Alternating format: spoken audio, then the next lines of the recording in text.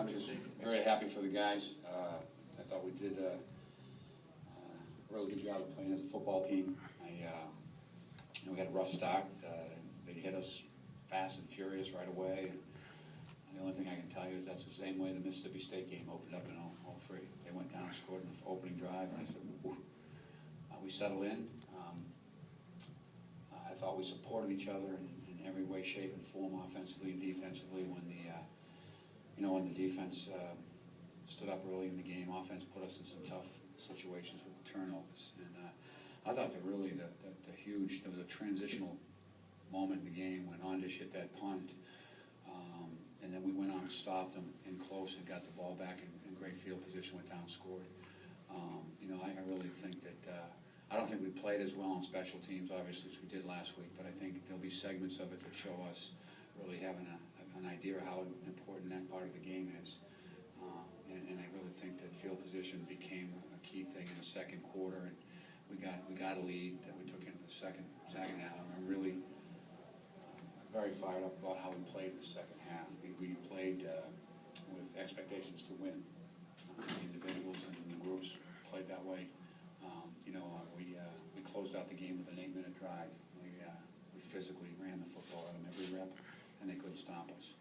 And that's just heart and soul stuff.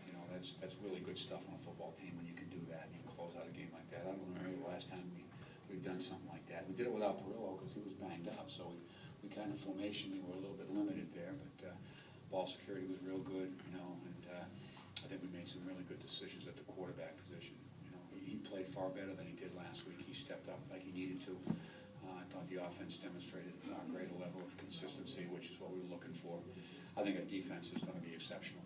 We're just starting to get that going. We got some guys over there that'll drive you crazy, but they play the game the right way, and so we'll calm them down as much as we have to, because you can't win this thing with quiet boys.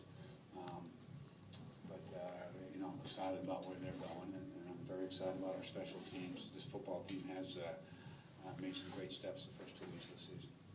What do you think it says about your team that they were able to come back from first that interception in the end zone, then the touchdown by UMass? Those are pretty deflating to come back like that and finish. Yeah, you may. I mean, I think they can be. I don't know if the word deflating fits in, because this is football.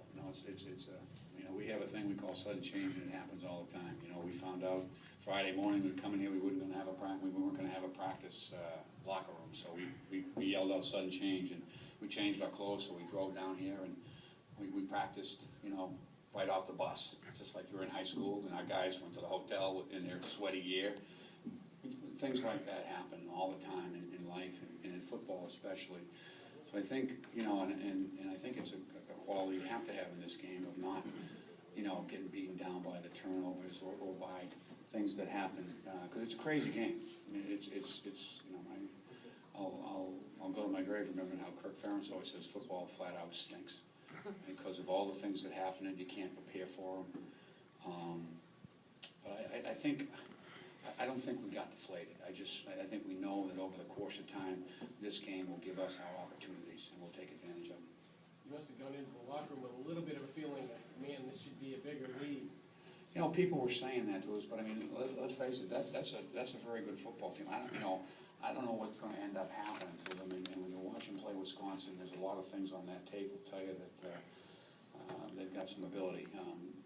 I think, quite frankly, when you're in a disparity situation like that, you're trying to figure out each other early. Who are we, and how hard are we playing, and who are they, and how good are they?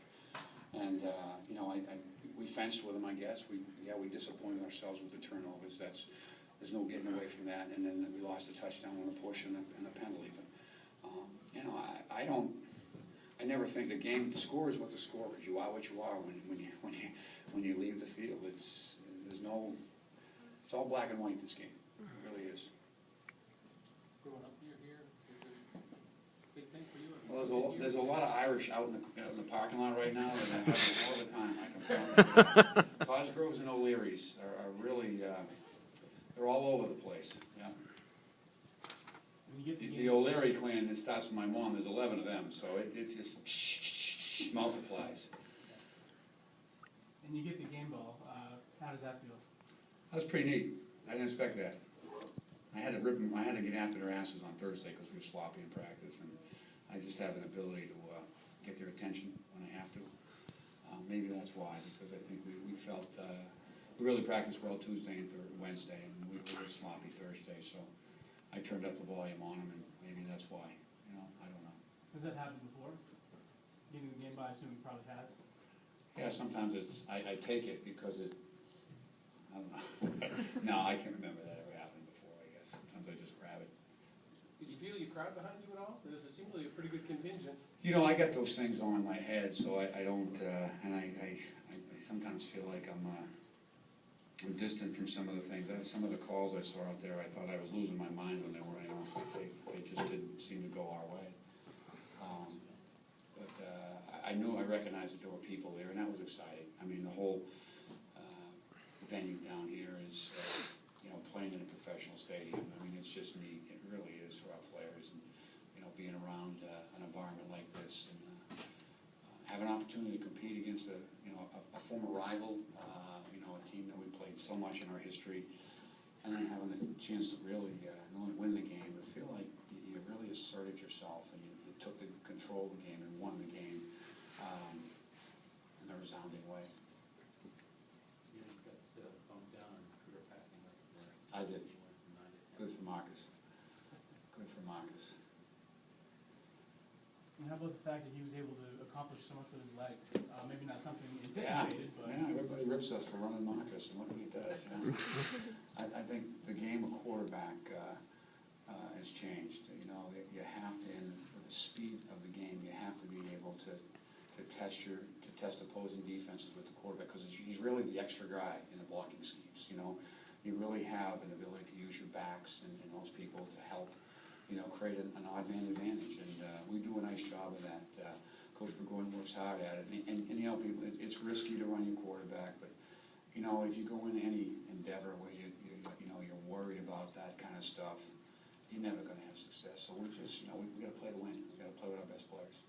But you kind of used him like a fullback there down the stretch, just secure the ball. Well, he's a tough kid now. He's a Pennsylvania kid, so he's tough as heck. I mean, he really is, and as long as you know, he's got the ball in his hands, we usually feel pretty good about it.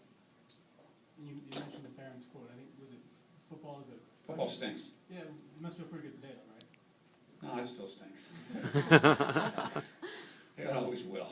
It consumes you.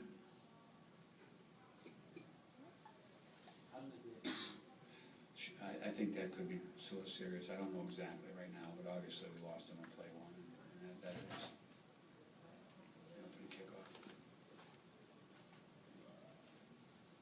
Thank you, everybody.